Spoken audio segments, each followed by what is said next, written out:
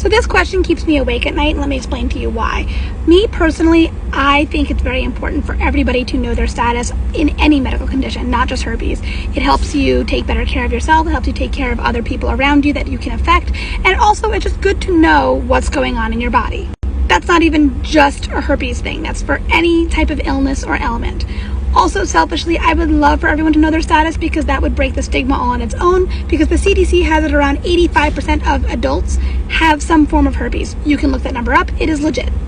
Stigmatized against the majority, so clearly the majority of humans have herpes, so it's time we start talking about it, and it's time we start taking it seriously. Especially cold sores, because cold sores can pass down south, and it is herpes. However, and this is a big however, as someone who's been a herpes advocate for a year, I can understand why doctors and medical professionals do not want to give that test or tell a patient that they have herpes when they had no signs or symptoms. The emotional turmoil and the stress and the grief process that happens when you tell someone that they have herpes, especially if they've never had an outbreak before, is literally irreversible.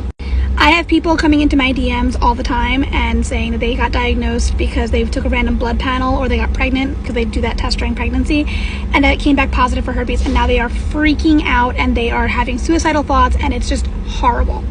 And the thing is the diagnosis did not change anything. Because you get diagnosed with herpes, it doesn't mean you'll automatically start getting outbreaks.